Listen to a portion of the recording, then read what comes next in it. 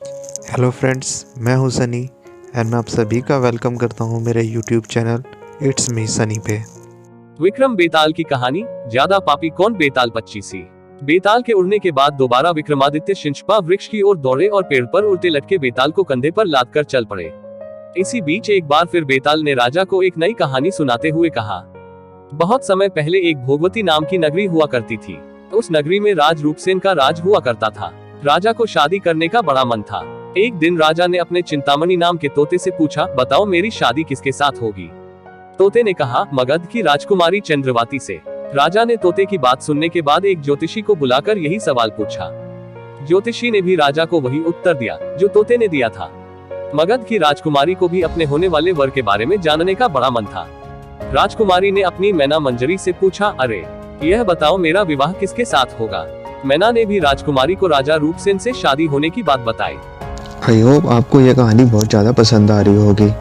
दोस्तों, मैं बताना चाहूँगा ये मेरा न्यू चैनल है and I really need your help to grow this channel, so please subscribe ज़रूर करें मेरा चैनल एंड कंटिन्यू करते हैं इस कहानी को।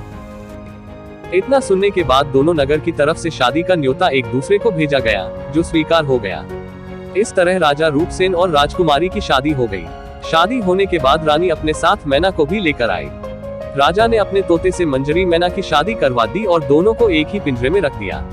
एक दिन किसी बात को लेकर मैना और तोते के बीच में बहुत बहस होने लगी। मैना गुस्से में कहने लगी, पुरुष पापी, धोखेबाज और अधर्मी होते हैं। फिर गुस्साए तोते ने कहा, स्त्री लालची, झूठी और हत्यारी होती है। दोनों के बीच का झगड़ा इतना बढ़ गया कि यह बात राजा तक पहुंच गई। राजा ने दोनों से पूछा, क्या हुआ, तुम दोनों क्यों लड़ रहे हो? मैना ने झट से कह दिया कि महाराज, आदमी बहुत बुरे होते हैं, और फिर सीधे कहानी सुनाने लग गई। सालों पहले इलाहापुर नगरी में महाधन नाम का सेठ रहता था। उस सेठ के घर शादी के कई सालों बाद एक लड़का पैदा हुआ। महाधन सेठ ने उसका बड़े ही अच्छे से पालन पोषण किया। अच्छे संस्कार मिलने के बाद भी सेठ का बेटा बड़ा होकर जुआ खेलने लगा। जुए की लत में वो सारा पैसा जुआ खेलते हुए हार गया। इसी बीच सेठ की मौत हो गई। जुए की लत की वजह से न तो लड़के के पास पैसे बचे और न पैसा कमाने वाला बाप, तो लड़का अपना नगर छोड़कर चंद्रपुरी नगर पहुंच गया। नए नगर पहुंचकर लड़के की मुलाकात कर्ज देने वाले साहूकार हेमगुप्त से हुई। लड़के ने अपने पिता के बारे में साहूकार को बताया और एक झूठी कहानी उसको सुनाने लगा। उसने कहा कि वो जहाज लेकर बहुत बड़ा सौदा करके लौट रहा था। उसी समय समुद्र में इतना तेज तूफान आया कि उसका जहाज वहीं डूब गया और वो बच बचाकर यहाँ पहुंचा है। इतना सुनते ही साहूकार ने उसे अपने घर में रहने की इजाजत दे दी। इसी बीच हेमगुप्त साहूकार को ख्याल आया कि सेठ का यह लड़का मेरी बेटी के लिए अच्छा वर साबित हो सकता है। तुरंत साहूकार ने अपनी आई होप आपको यह कहानी बहुत ज़्यादा पसंद आ रही होगी। दोस्तों, मैं बताना चाहूँगा ये मेरा न्यू चैनल है and I really need your help to grow this channel, so please subscribe ज़रूर करें मेरा चैनल एंड कंटिन्यू करते हैं इस कहानी को। बेटी की शादी सेठ के बेटे से करवा दी। शादी के कुछ दिन तक अपने दामाद का काफी सत्कार करने के बाद साहूकार ने अपनी बेटी को खूब सारा धन देकर विदा कर दिया। दोनों के साथ साहूकार ने एक दासी को भी भेजा। रास्ते में सेठ के बेटे ने अपनी पत्नी से कहा, सारे गहने मुझे दे दो, यहाँ कई लुटेरे हैं। उसकी पत्नी ने ऐसा ही किया। जेवर मिलते ही उसने दासी को मारकर कुएं में फेंक दिया और अपनी पत्नी को भी कुएं में धक्का दे दिया।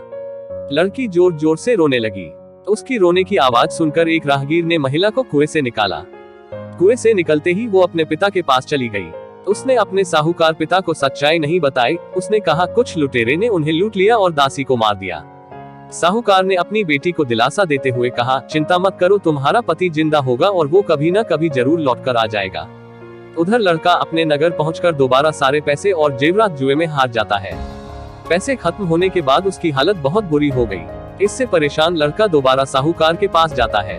वहां पहुंचते ही उसकी मुलाकात पत्नी से होती है। वो उसे देखकर बहुत खुश होती है और बताती है कि उस दिन जो कुछ भी हुआ उसने अपने पिता को नहीं बताया है। वो उस झूठी कहानी के बारे में अपने पति को बताती है। जैसे ही साहूकार अपने दामाद को घर में देखा तो उसने उसका स्वागत किया। कुछ दिन साहूकार के घर में रहने के बाद एक रात को मौका देखकर सेठ का बेटा अपनी पत्नी को मारकर उसके सारे जेवरात लेकर फरार हो जाता है। यह कहानी बताने के बाद मैना कहती है, महाराज, ये सब होते हुए मैंने खुद अपनी आंखों से देखा है। यही वजह है मैं आदमियों को पापी कहती हूँ। मैना की कहानी सुनने के बाद राजा तोते से कहता है, अब तुम बताओ स्त्रियों को बुरा क्यों कह रहे थे? यह सुनते ही तोता भी कहानी सुनाने लग जाता है। वो बताता है कि एक समय वो कंचनपुर में सागर दत्त नाम सेठ के यहाँ रहता था। उसके बेटे का नाम श्रीदत्त था, जिसकी शादी पास के ही नगर श्री विजयपुर के सेठ सोमदत्त की बेटी से हुई थी। शादी के बाद व्यापार करने के लिए लड़का परदेश चला गया।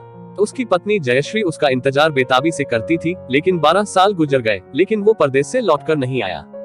अपने पति का इंतजार करते हुए एक दिन महिला अपनी छत से एक पुरुष को आते हुए देखती है। वो उसे बेहद पसंद आता है। वो उसे अपनी सहेली के घर बुलाती है। वो उससे बात करती है और उससे रोज अपनी सहेली के घर मिलने को कहती है।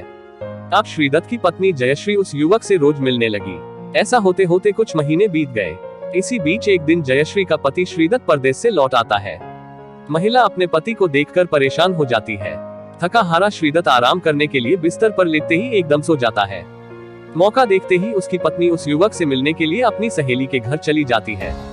रात को उसे बाहर जाते हुए देख एक चोर उसका पीछा करता है। वो देखता है कि वो किसी घर में चली गई। अफसोस, वो युवक सांप के काटने की वजह से मर जाता है। जैसे ही जयश्री उसे देखती है तो उसे लगता है कि वो सो रहा है। वो उसके करीब जाती है। उसी समय पास के पीपल के पेड़ पर बैठा भूत मरे हुए युवक के शरीर में घुसता है और महिला की नाक काटकर वापस पेड़ पर बैठ जाता है। रोते हुए वो अपनी सहेली के पास पहुंची और उसे पूरी कहानी बताई। सब कुछ सुनकर उसकी सहेली जयश्री को सलाह देती है कि चुपचाप घर चली जाओ और जोर जोर से रोने लग जाना। जैसे ही कोई नाक के बारे में पूछे तो कह देना कि तुम्हारे पति ने काट दी है। वो ऐसा ही करती है। लड़की का पिता श्रीदत्त की शिकायत करता है। इसके बाद सभा में सभी पेश होते हैं। जैसे ही राजा लड़की की कटी हुई नाक देखता है तो गुस्से में उसके पति को सूली से लटकाने का फैसला सुना देता है। उस सभा में वो चोर भी मौजूद होता है, जिसने श्रीदत्त की पत्नी को रात में घर से बाहर जाते और अन्य चीजों को देखा था। राजा द्वारा सुनाई गई सजा को सुनते ही चोर बहुत दुखी होता है। वो किसी तरह से हिम्मत करके राजा को सारी कहानी बताता है। कोई भी उसकी बात पर विश्वास नहीं करता तो चोर कहता है, आप वहां चलकर देख लीजिए, भूत भी वही है और युवक की लाश भी। जब जांच की जाती है तो बात सच निकलती है। यह बताकर तोता कहता है, राजन, महिलाएं इतनी दुष्ट होती हैं। इतना कहकर बेताल राजा विक्रमादित्य से कहता है, बताओ महिला और पुरुष में से ज्यादा पापी कौन। राजा कुछ देर सोचकर बताते हैं, महिला ज्यादा पापी है। बेताल कहता है, कैसे। राजा ने जवाब में कहा, विवाहित होने के बावजूद महिला की पर पुरुष पर नजर थी और उसने अपने पति को धोखा दिया। कहानी से सीख, इंसान को कभी भी झूठ नहीं बोलना चाहिए। झूठ बोलने का परिणाम हमेशा बुरा ही होता है। आई होप आपको ये वीडियो बहुत पसंद आ रही होगी।